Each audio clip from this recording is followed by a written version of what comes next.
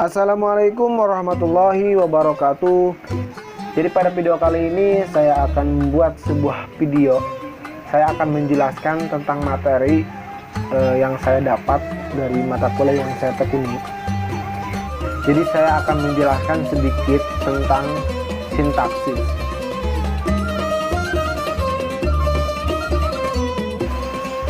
Definisi sintaksis. Secara etimologi, kata sintaksis berasal dari bahasa Yunani yang terdiri dari dua suku kata. Yang pertama san dan yang kedua tatein. San artinya dengan dan tatein artinya menempatkan. Kemudian kata ini diserap oleh bahasa Inggris menjadi syntax dengan arti ilmu kalimat. Dalam bahasa Indonesia disebut sintaksis dengan arti cabang linguistik yang mempelajari susunan kalimat dan bagian-bagiannya. Adapun secara terminologi, Krida Laksana menjelaskan definisi sintaksis sebagai pengaturan dan hubungan antara kata dengan kata atau dengan satuan-satuan yang lebih besar daripada itu dalam bahasa. Ia juga menambahkan bahwa satuan terkecil dalam bagian sintaksis itu adalah kata. Baik, kita lanjut teman-teman. Sekarang tataran sintaksis dan hubungan antar tataran sintaksis. Berbicara tentang tataran sintaksis, berarti kita berbicara tentang jabatan-jabatan kata dalam kalimat. Seperti halnya kita sering mendengar istilah-istilah seperti subjek, predikat, objek, kata benda, kata sifat, kata keterangan, kalimat pasif, kalimat aktif, dan lain sebagainya.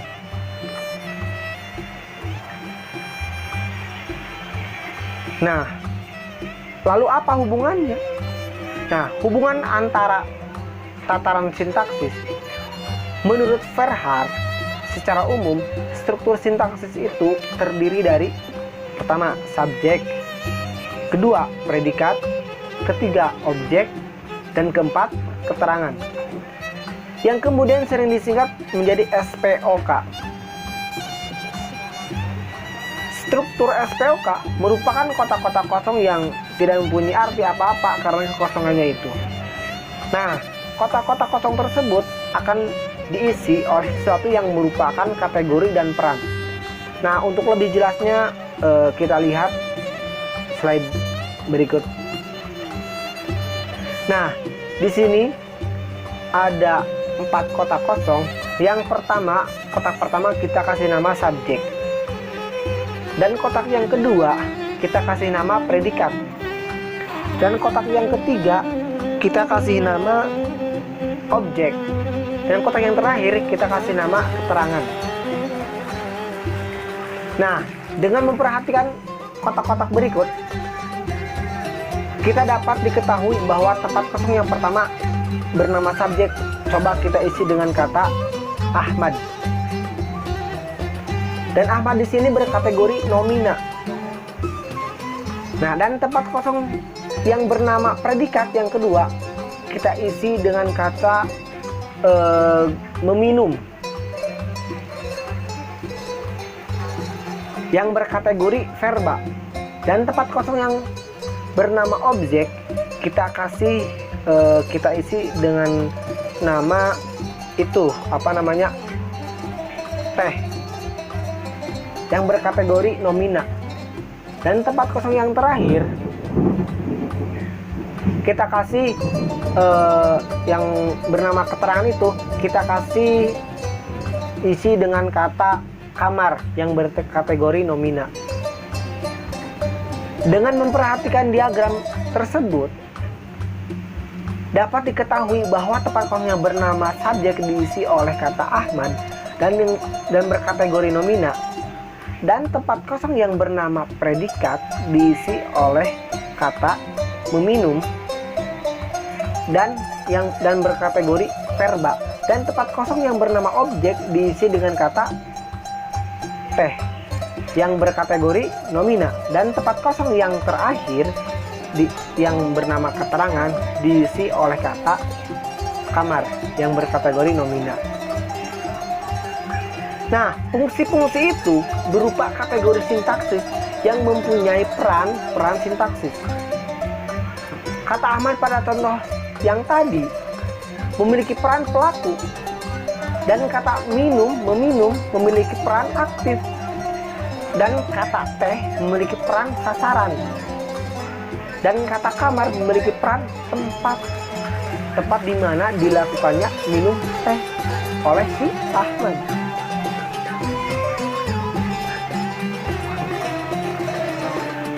Nah, kita lanjut. Karena saya jurusan bahasa dan sastra Arab, jadi saya akan membahas mengenai sintaksis bahasa Arab. Seperti telah disinggung sebelumnya, bahwa pengaturan antar kata dalam kalimat atau antar kalimat dalam klausa atau wacana merupakan kajian ilmu nahu. Bahkan hubungan itu tidak hanya menimbulkan struktur dan makna gramatikal saja, akan tetapi mempengaruhi baris akhir masing-masing kata yang kemudian dikenal dengan i'rab. Pertama, kita membahas fungsi sintaksis bahasa Arab. Sebagaimana disebutkan sebelumnya bahwa fungsi sintaksis tersebut juga dengan jabatan atau fungsi kata dalam kalimat. Nah, dalam bahasa Arab, jabatan atau fungsi kata ini diklasifikasikan sesuai dengan jenis i'rabnya. Adapun fungsi sintaksis dalam bahasa Arab sesuai dengan jenis i'rabnya terbagi menjadi 3. Yang pertama, al-manfu'at. Secara singkat dapat dikatakan bahwa yang dimaksud dengan al-marfu'at adalah fungsi sintaksis dalam bahasa Arab di mana baris atau sakal akhir setiap fungsi tersebut berharokat rofa. Di antara fungsi-fungsi tersebut yang dimaksud adalah: pertama, isim kana, kedua, khobar inna, ketiga, mubtada, 4, khobar, kelima, fa'il, dan yang keenam, naibul fa'il. Nah, yang kedua, al-mansubat. Yang dimaksud al-mansubat di sini adalah fungsi-fungsi sintaksis dalam bahasa Arab di mana baris atau sakal akhir setiap fungsi-fungsi tersebut beri'rab nasab atau kita kenal fathah. Adapun fungsi yang dimaksudnya adalah sebagai berikut. Coba lihat. Yang pertama, khobar kana, yang kedua, isim inna, yang ketiga, maf'ul bih, yang keempat, maf'ul mutlak, yang kelima, maf'ul min ajli, yang keenam, maf'ul ma'ah, dan yang ketujuh, maf'ul fi. Nah, yang ketiga itu al-majrurat. Yang dimaksud al-majrurat di sini fungsi sintaksis dalam bahasa Arab di mana baris atau sakal setiap fungsi-fungsi yang berikut tersebut beri'rab jar atau berharokat jr. Adapun jenis fungsinya yang dimaksud adalah sebagai berikut. Yang pertama, al-majruru bil hurufil jar. Yang kedua, al-majruru bil idhafah. Nah, ini yang terakhir ditambahan nih, at-tawabi. Sebetulnya sih yang at-tawabi di sini bukanlah termasuk fungsi sintaksis dalam bahasa Arab, karena posisinya dalam kalimat hanya mengikuti salah satu fungsi sintaksis tersebut di atas. Dengan demikian, dia tidak memiliki i'rab yang pasti karena sangat bergantung kepada i'rab yang diikutinya, yaitu yang pertama an-na'tu, yang kedua al-atfu, yang ketiga at-tauqidu, yang keempat al-badalu. Yang pertama na'at, yang kedua ataf, yang ketiga tauqid, dan yang keempat badal. Pertanyaan yang muncul kemudian adalah apakah masing-masing i'rab fungsi-fungsi di atas hanya memiliki satu bentuk, seperti rofa hanya berbentuk u, nasab hanya berbentuk a, dan jar hanya berbentuk i, ataukah masing-masing memiliki bentuk atau model yang beragam?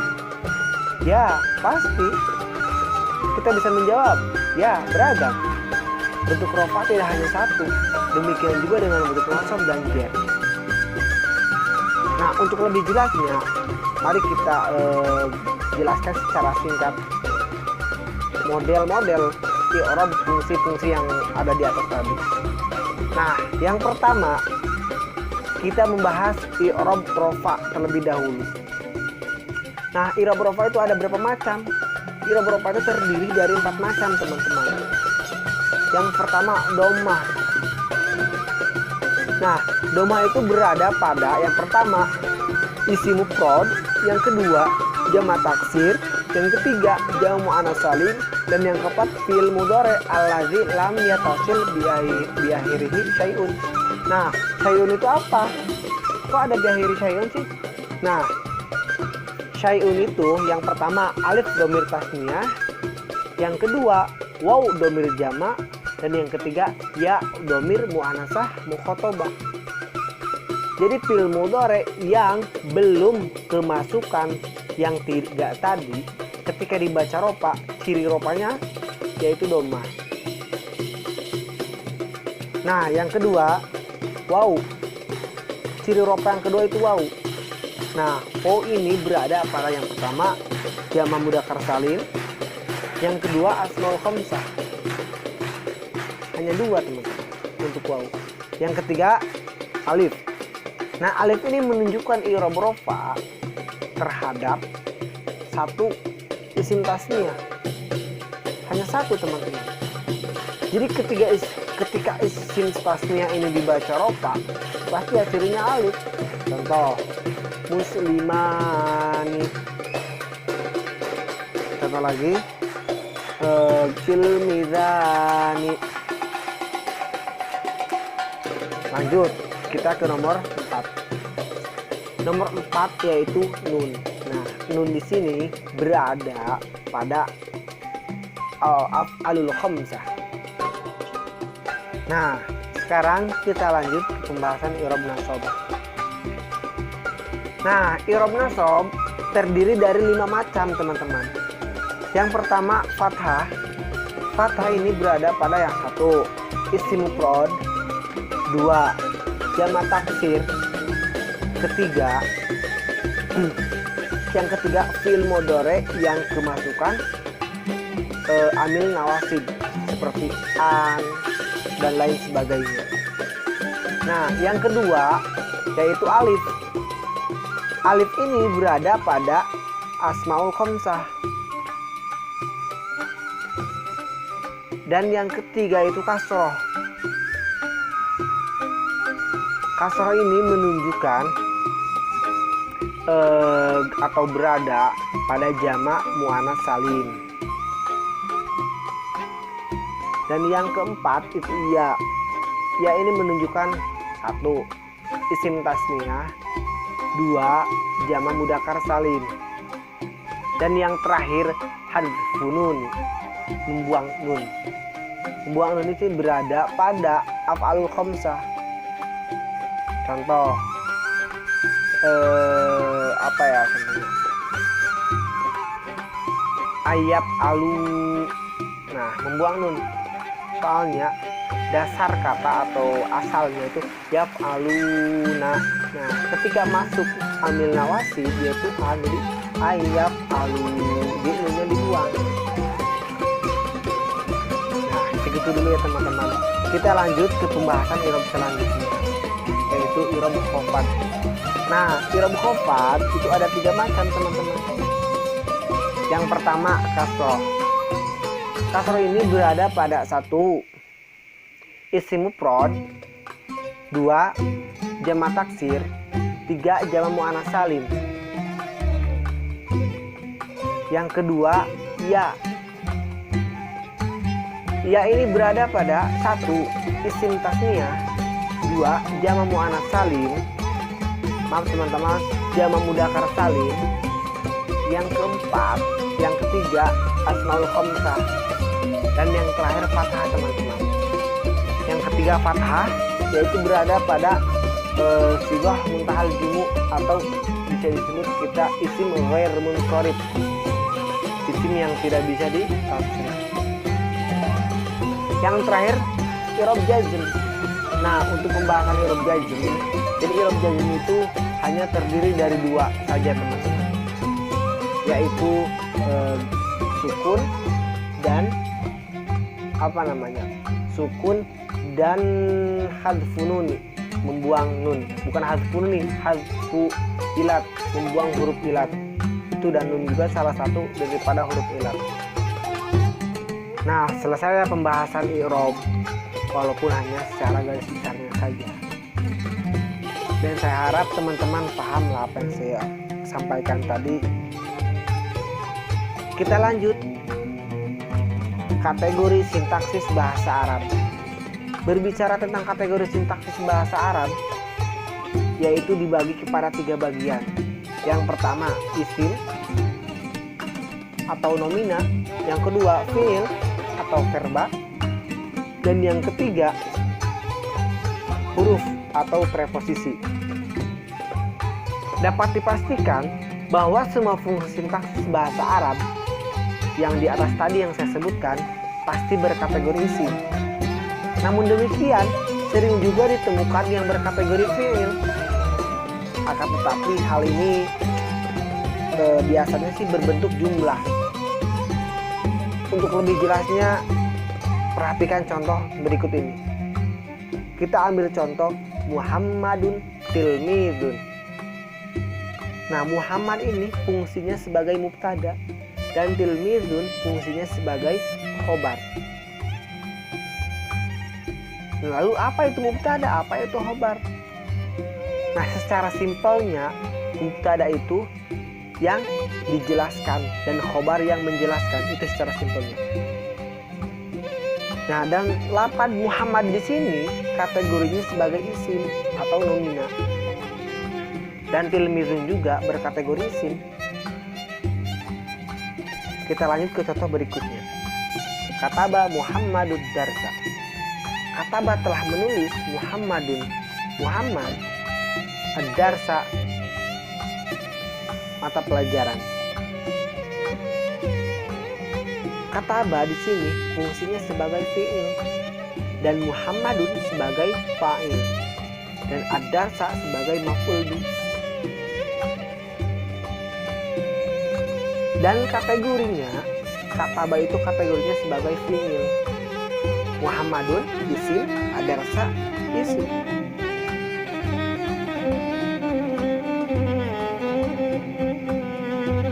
Nah, kita sekarang lanjut ke hubungan tataran sintaksis bahasa Arab.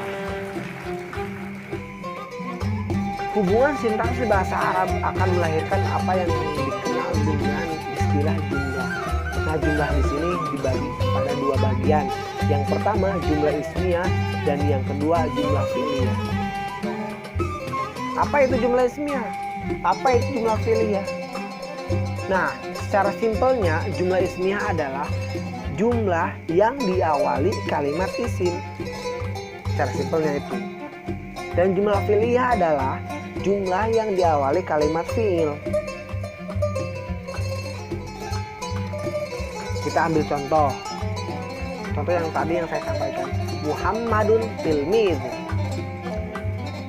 Muhammad tilmidun seorang siswa. Itu masuk ke kategori jumlah. Jumlah apa? Kita lihat kalimat pertama, itu kalimat Muhammadun. Kategorinya sebagai apa? Sebagai isim. Berarti itu masuk kepada jumlah ismiyah. Contoh yang kedua, kataba Muhammadud darsa.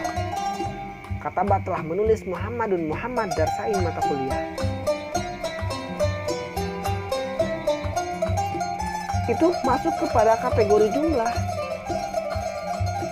Karena pengertian jumlah adalah ma tarokaba min kalimataini faksaro. Sesuatu yang tersusun dari 2 kalimat atau lebih, itu jumlah. Nah, lihat kita kalimat pertama itu kataba. Kategorinya sebagai apa? Sebagai fi'il. Berarti itu fix, itu jumlah fi'liyah. Nah, mungkin teman-teman Hanya segitu yang bisa saya sampaikan. Mohon maaf atas segala kekurangannya, dan saya harap kalian semua bisa memberikan masukan-masukan yang bersifat membangun lah terhadap saya. Dan semoga video ini ada manfaatnya untuk kalian semua. Jangan lupa tekan tombol subscribe-nya teman-teman, dan nyalakan juga lonceng notifikasinya agar saya bisa lebih berkarya lagi dan belajar tentang materi, tentang apapun itu. Yang penting positif. Dan jangan lupa juga kasih komentar di bawah ini tentang video ini dan tentang materi ini. Apabila kalian mengetahui lebih dari saya minta pencerahannya, tolong tulis di kolom komentar di bawah ini. Sekian dan terima kasih. Wassalamualaikum warahmatullahi wabarakatuh.